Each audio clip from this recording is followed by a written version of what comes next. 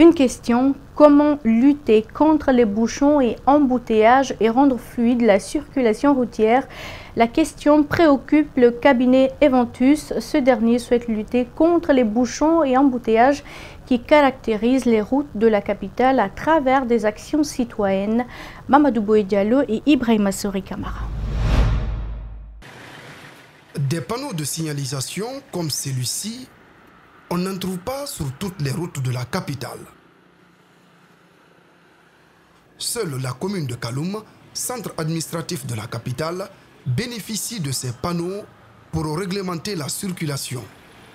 Mais en dépit de leur présence, bouchons et embouteillages dictent leurs lois dans la circulation routière et posent la problématique de la mobilité urbaine.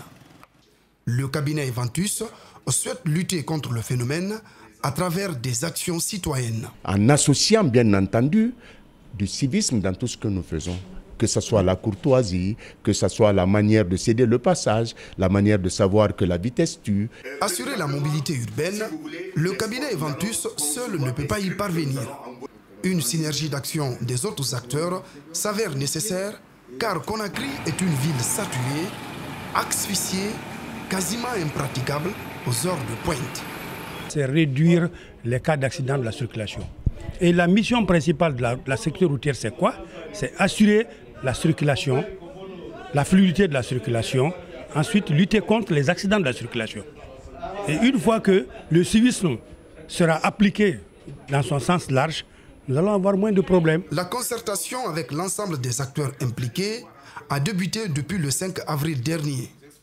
Les actions citoyennes, notamment la sensibilisation, sera intensifiée durant le mois de Ramadan. Et puis, les anciens étudiants de l'Université Kofi Annan de Guinée viennent d'organiser un colloque de 2 jours avec pour thème l'histoire politique et constitutionnelle de la Guinée. Les panélistes présents à la rencontre ont tenté de répondre à certaines questions. Pour les organisateurs, l'initiative vise à mieux échanger avec les étudiants sur des questions juridiques. Reportage Bintou Traoré et Aboubakar Din Kamara.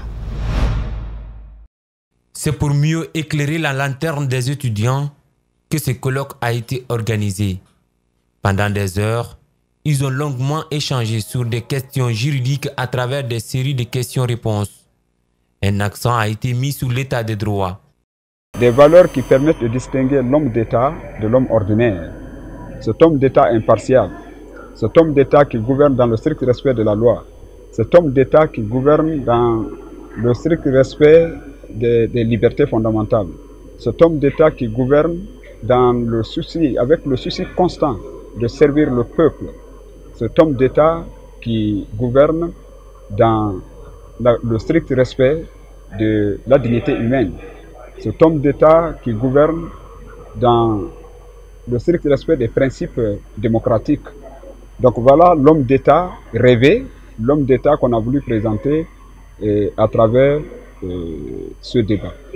Au cours de ce colloque, le chef du département de droit de l'Université Kofi Annan a abordé le sujet lié à la Constitution. L'État, en tant qu'autorité légitime, est l'unique dépositaire du droit. Et quand on parle du droit, il s'agit du droit objectif. C'est l'État qui élabore les normes juridiques.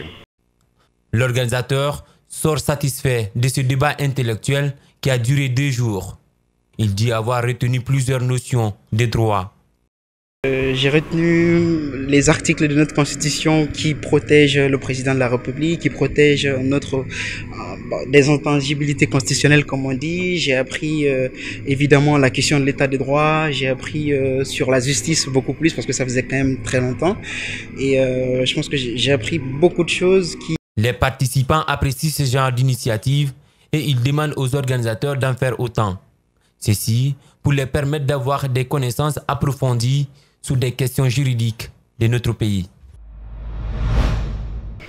En région, ouverture ce mardi en Zérékoré de la 2e réunion du comité de pilotage du projet Reclasse de la Fondation Terre des Hommes, un projet visant à améliorer la santé de la population de Zérékoré par la promotion de la santé communautaire. Cette rencontre avait pour objectif améliorer le niveau de mise en œuvre du projet à travers l'examen des résultats obtenus après un an et la définition des orientations à développer.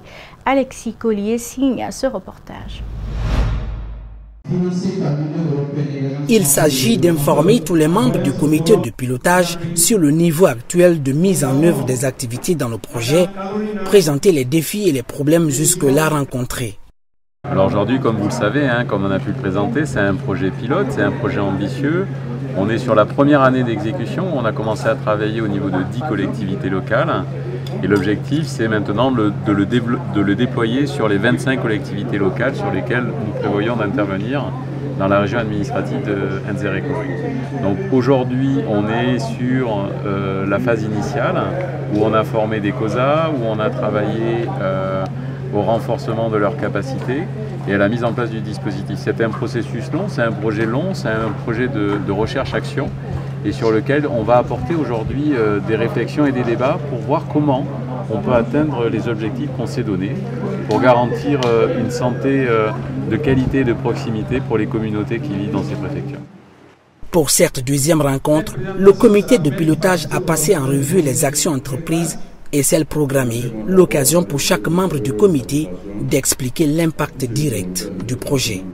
La présence du projet de classe dans notre centre de santé a permis une bonne collaboration, a permis de renaître la confiance entre non seulement les membres du COSA et le personnel de santé, mais aussi ça a permis aussi de tirer confiance entre la communauté et le personnel de santé. Autre aspect aussi, la présence de terre des hommes dans notre communauté a permis également de renforcer la compétence des agents de santé. Ce projet a été identifié par le gouvernement guinéen et financé à hauteur de 2 400 000 € par l'Union européenne et l'Agence française de développement. Il se veut renforcer la collaboration entre les collectivités locales et l'autorité sanitaire. Il a permis au COSA, Comité de santé et d'hygiène, de promouvoir des activités de santé dans les collectivités. Le projet de classe a vraiment soutenu notre souci par rapport à la formation qu'il a pu faire, par rapport à l'orientation et surtout en nous mettant sur un chemin et en créant des relations entre nous et l'administration sanitaire. En ce sens, où nous avons montré ce qu'on appelle l'appropriation de nos centres. Il nous a montré le sien et de nos jours, nous avons vraiment la même mise sur tous nos problèmes sanitaires. Terre des Hommes, à travers ce projet, veut améliorer la collaboration entre les directions préfectorales de la santé et les collectivités locales, la qualité de l'offre de santé primaire et promouvoir la demande de soins.